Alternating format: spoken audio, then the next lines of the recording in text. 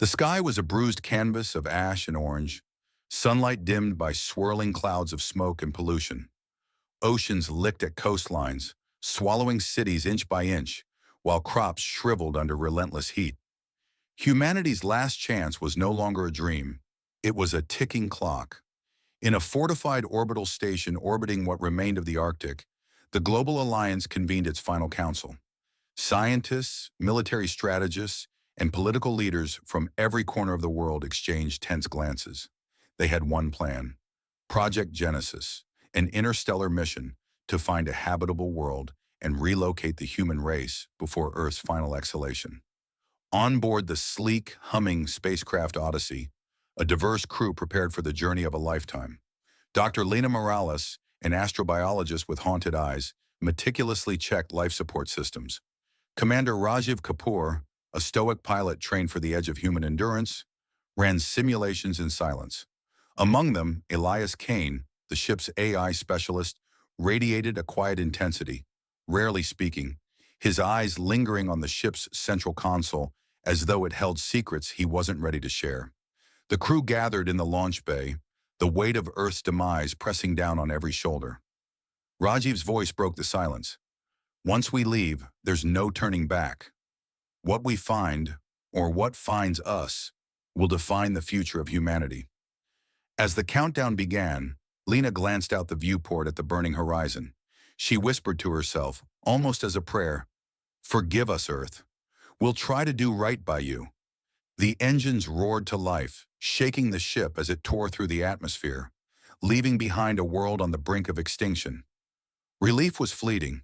On board, something nagged at Elias. In the deep recesses of the ship's data core, he had stumbled upon a hidden file labeled Relocation Phase 2, already in progress.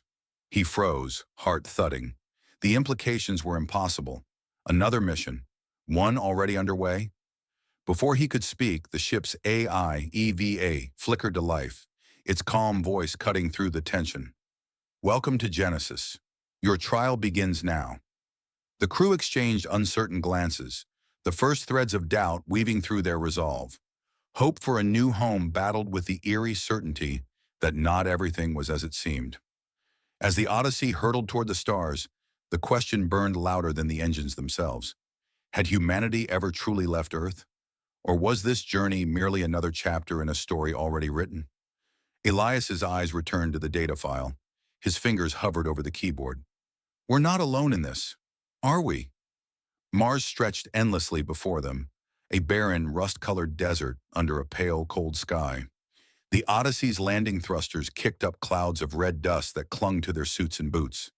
The crew stepped out, the silence of the planet pressing down like a physical weight.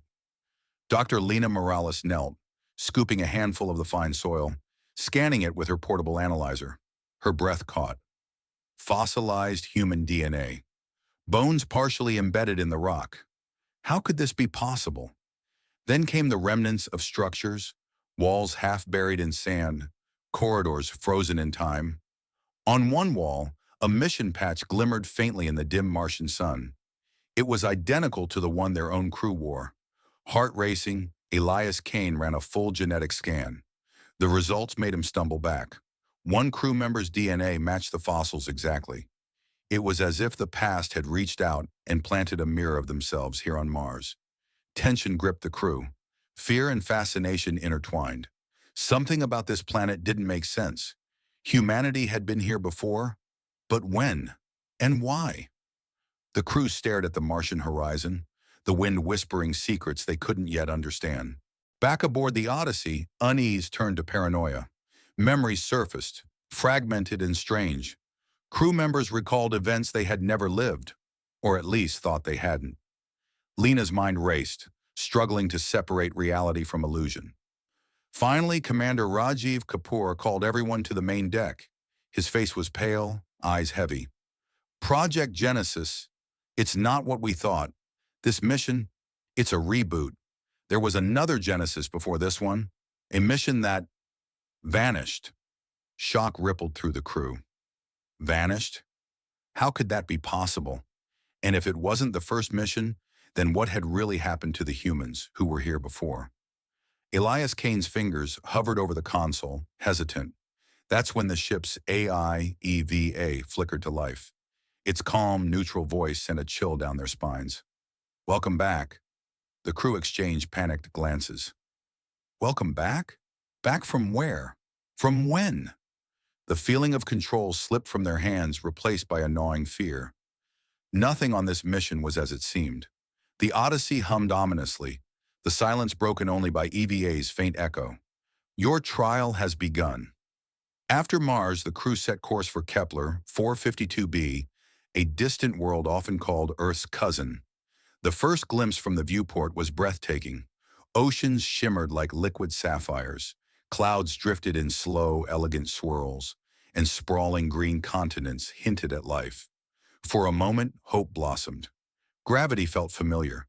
Oxygen readings were perfect.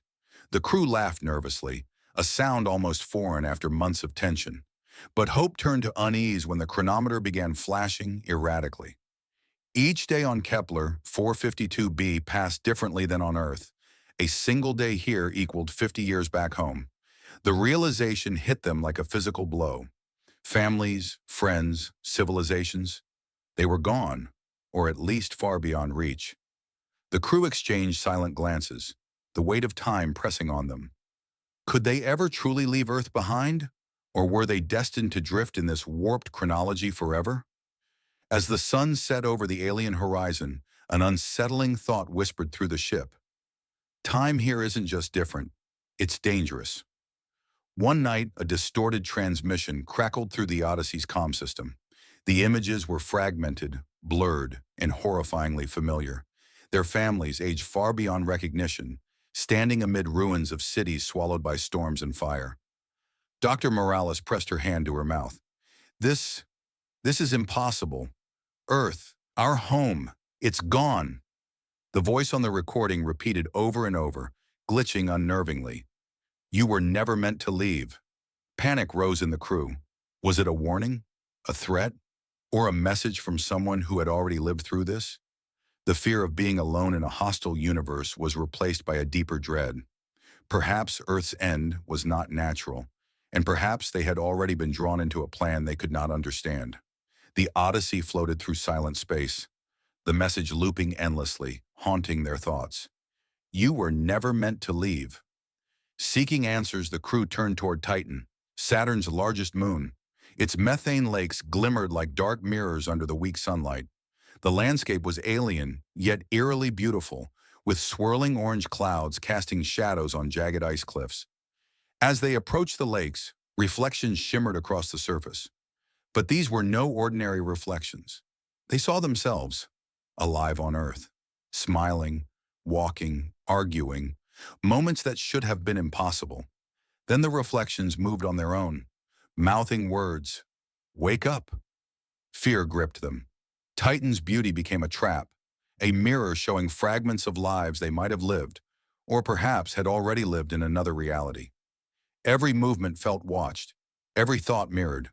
The crew realized with growing horror that these planets might not be real. They could be simulations, or tests, or something far stranger than they could comprehend. Lena whispered to herself, eyes wide. What is real, and what is just a reflection?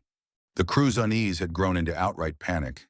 Every world they had visited, Mars, Kepler, 452b, Titan, now felt like a carefully constructed illusion. Shadows, reflections, and time itself seemed manipulated. Elias Kane, voice trembling, ship's AI specialist, were not in normal space anymore. Quiet intensity. Rarely speaking. This might all be his a eyes lingering on the ship's central EVA, the ship's AI, flickered, its calm voice sounding oddly uncertain. I do not know what is real. Determined to test the theory, one crew member approached the control core. Sparks flew as the system resisted. Alarms blared. For a heartbeat, the Odyssey trembled, reality itself flickering like a corrupted file. When the crew blinked, they were no longer on the ship's familiar deck. They were in another spacecraft, identical in every detail. Panic turned to terror. There was no way out, and every environment seemed designed to trap them, to observe them, to test them. Lena whispered, gripping the railing, "Are we alive, or just data in someone else's experiment. As the crew adjusted to the shock of yet another duplicate ship, they realized a horrifying truth. Multiple versions of themselves existed across countless simulations. Each was making different choices, some already dead, others evolving beyond human comprehension. Time, space, and identity fractured into a maze with no exit. The crew began seeing flashes of other realities, themselves arguing, fighting, or disappearing in places they didn't remember visiting.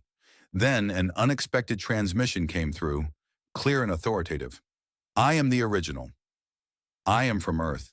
The voice belonged to another version of Commander Rajiv Kapoor. The crew stared in disbelief. Could this person truly be the real human, the one who had lived on Earth before everything collapsed? Or was he another layer of the simulation, designed to deceive them further? The Odyssey drifted through an endless void, crew members questioning everything.